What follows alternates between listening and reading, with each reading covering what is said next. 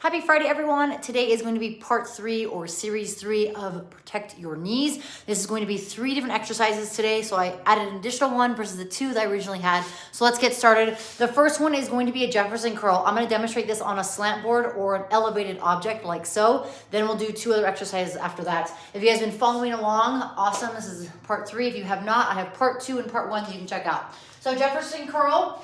I personally like to do it on the slant board. I'm going to demonstrate without the slant board so you guys can see. The slant board actually elevates the toe, the ball of the foot, so it's going to make it a little more intense, but you get a deeper stretch. So I'm going to elevate myself on this bench or box or elevated surface. The reason you use an elevated surface is if you have the flexibility that you can go past your toes or past your feet. If you're like, nope, Margot, I don't have it, that's okay. You can always come off. I'll demonstrate that in a second. So for the Jefferson Curl, your feet will be between your hips. You're going to tuck your chin, starting with your chin, tucking your chin, rounding your shoulder blades, rounding your shoulders. You're going to go from the upper back, low back, or mid back, low back. You're going to go as low as you can, one vertebrae at a time. Your hands are going to go past your feet and toes. Think of like extending to the floor. You're going to hold here for about 1 to 2 seconds. Then you're going to reverse. Go from the low back, extending 1 vertebrae at a time, legs as straight as possible, mid back, upper back, shoulders, and then head and neck. So what you could do is you could grab 1 or 2 dumbbells, so 1 in each arm or 1 by each dumbbell head. Use that as leverage, which I'll demonstrate here in a second. If you're using a slant board, the slant board is going to elevate you up, making it a little more tense, especially if you have tight calves and tight hamstrings. This is an exercise I've incorporated a lot to my routine and highly recommend that you add into it. So if I'm doing the slant board or the Jefferson Curl with no slant board, looks like so. Tuck the chin round, 1 vertebrae at a time. That weight is going to counterbalance by pulling myself forward, getting as low as I can. Hold for a second. Then I'm going to extend 1 vertebrae at a time, going all the way to the top position.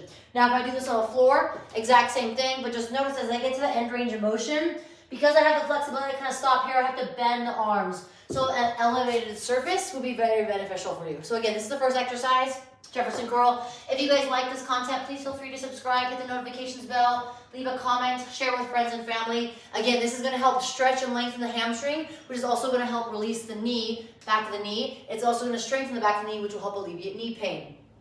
Now, elevated surface with my dumbbell and my slant board. For my slant board, I am going to get my feet set up so that I have a good contact with the slant board from my toe to my heel. I'm wearing slippers, highly recommend shoes, but I'm in the process of losing 2 toenails, so shoes are a little painful right now. So in this position, we're elevating our foot up. We're gonna get more of a stretch in the back of the leg. We're gonna feel this a little more on our posterior chain, calves, hamstrings, glutes, spinal erectors. From here, tuck the chin, round the shoulder blades.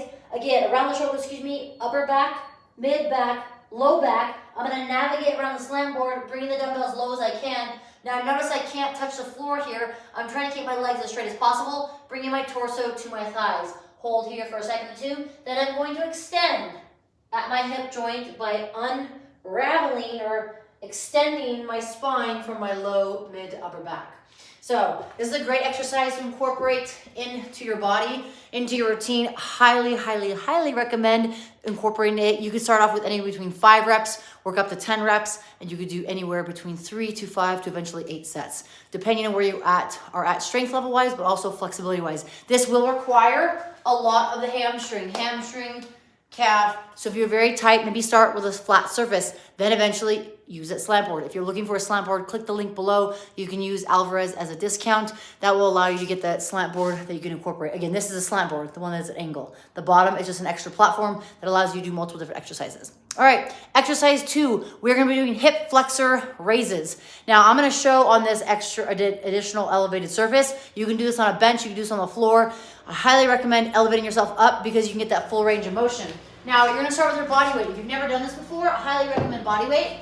If you have done this before and you want to strengthen, then you can attach a weight to an item called a monkey foot. It essentially clasps onto your foot and it's going to add extra load, and I'll demonstrate that in a second. So if I'm on my bench or box, anything that's solid, I'm going to be extended up. My left leg, if I'm standing on my right leg, left leg's going to be out straight. I'm going to lift my knee, bring my knee higher than my hip crease, hold for a slight second, and then extend back down. If you're like, oh man, this is nothing, this is super easy peasy, do 3 sets of 20 on each leg, then tell me that. So again, I'm going to extend all the way down, squeeze, bring my knee higher than my hip. This is going to help strengthen the hip flexor and the surrounding muscles. I'm going to do 20 reps on one leg, then I'll switch. Other leg off to the side. I'm using the wall just to stabilize. Again, same thing, leg long, raise up. This is a hip flexor raise. Now, if you're looking to make a little more additional load onto your leg, again, we have this contraption called the monkey feet. It essentially traps the dumbbell in there with the two pieces, the upper and the lower. Then you strap it onto your foot. I'm going to demonstrate this just so you guys can see. This is a way to add external load to your foot so that you can get more weight for your hip raise. So again, the soft cushiony part goes around your arch. Again, ideally you want to be wearing shoes, not slippers like I'm using. But you're going to tighten it up. Now, notice, see how it's kind of attached to my ankle, my foot? I'm going to step on my elevated object with my bench or my foot. Legs extended. I do have to kind of offset a little bit because of the load, but I'm going to lift my leg up and then straighten down. Notice again, I'm still trying to get my knee above my hip crease. So this is above, not in line. So knee above my hip crease. Again, if you're just starting out with your body weight, do just your leg, which sounds like not a lot, but it will be, it'll be perfect. Do 20 reps on one leg, 20 reps on the other leg for 3 sets. If you have external load, you could do anywhere between 10 to 20 reps for 3 sets on each leg.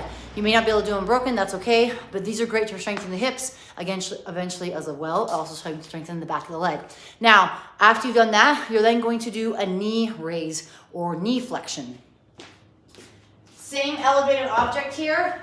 You can use the monkey foot for this as well, same thing. I am now going to bring my foot or my heel to my butt. I want to think of just raising it, keeping my knee in line with my hip. So if I pivot, I want to keep my knee under my hip joint versus having that knee come out to the side or falter in. So knee is directly underneath my hip joint. I'm just raising, bringing my heel or my foot to my butt. Obviously, I'm not getting to my butt, but I want to think intentionally. So this is going to strengthen the hamstring. Again, this is more accessory-based work to help strengthen the surrounding muscles. If you do have a lot of knee pain, highly encourage and or suggest to try these out. So again, you could do 20 reps on one leg, switch 20 reps on the other leg, and do 3 sets. A way to break it up is to do the hip raises or hip flexor on one leg, hip flexor on the other leg, knee raise or knee flex on the other leg, then on the other leg. So left, right, left, right. That's going to give you a little bit of a break, allow you to kind of sandwich it up. You could even sandwich these as a tricep. So you could do the Jefferson curls, then hip raise or hip flexor raise, and then the knee flexor raise. So that's a way to kind of break it up into accessory work or part of your pre-warm-up if you like.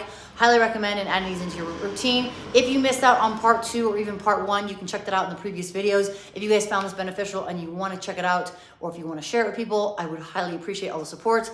Trying to do these more and more so I can hopefully give back to the community and give you guys information that I've learned over my years of over 14 years in the fitness industry. So any questions, please leave a comment below, like, subscribe, whatever do you feel encouraged to do. I appreciate the support. If you have any specific questions or other movements you would like to see, I've already got some feedback of some other movements that I'm planning for next week. I can put them in the docket so you guys can hopefully find them beneficial for your educational purposes. Thank you guys so much. Have a happy Friday. Have a great weekend, and I'll see you guys in May. Take care.